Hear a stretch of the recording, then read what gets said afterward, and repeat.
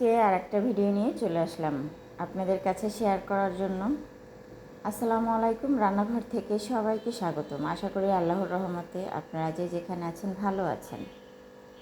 আজকে আবারও আমি মাছ রান্না করেছি, তবে মাছটা কেটে টুকরো টুকরো করে করি নাই, কারণ হচ্ছে ওই যে একবার রান্না করেছি, এই জন্য আমার মেয়ের অনেক পছন্দ হয়েছে, সেই জন্য আমি আবারও আস্ত মাছ রান্না করতেছি। এটা হচ্ছে রুই মাছের, ছোট রুই মাছ।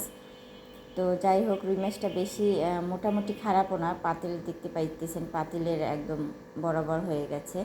তো এই মাছটা আজকে আমি রান্না করব। মানে আগের দিন যে ভিডিওটা দিয়েছি হুবহুব ওইভাবেই রান্না করতে হবে, কারণ আমার মেয়ের এত পছন্দ হয়েছে, আমাকে এইভাবে আবার রান্না করে দিতে বলছে। তো সেই জন্য ভাবলাম, বাসায় আর তেলাপিয়া মাছ ছিল না, রুই মাছ ছিল। তো রুই মাছের ছোটো রুই মাছ ছিল, বড় না। তো যাই হোক, এটা আমি আজকে রান্না করব, তো সেটা আবার আপনাদের সাথে আবারও শেয়ার করতেছি। সেই একই প্রসেসে রান্নাটা বসিয়েছি আমি সুন্দরভাবে, সেই জন্য পুরোটা আপনার দেখাচ্ছি না যে মশলা কী কী এখানে অ্যাড করেছি, এটা দেখাই নেই, কারণ এখানে অল্প পরিমাণে দেখানো হয়েছে।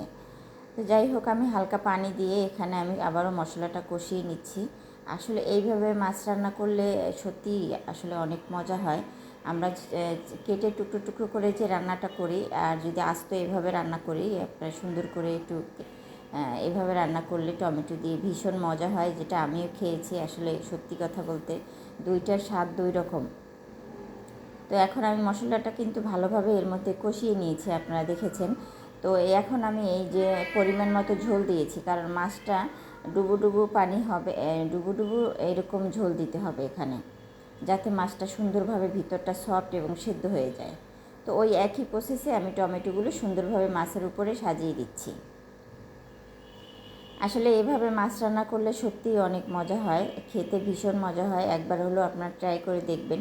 আবার অনেকে ট্রাই করে ফেলেছেন, ওকে দেখেছেন, আসলে মাছ এভাবে আসলেই সুন্দর লাগে। তো এরই মধ্যে আমি আমার দেখেন বিড়ালটা শব্দ করতেছে, ডাকতেছে। ও আবার মানে একটু শব্দ হয় ওর, কারণ ওর একটু সমস্যা আছে এই জন্য। তো যাই হোক, আমার মাছটা কিন্তু অলরেডি হয়ে গেছে। আল্লাহ হাফেজ, সবাই ভালো থাকবেন। আর মাছ রান্নাটা কেমন হয়েছে অবশ্যই আমাকে লাইক বা কমেন্ট কিছু একটা করে আপনারা জানাবেন, ঠিক আছে? আল্লাহ হাফেজ সবাইকে।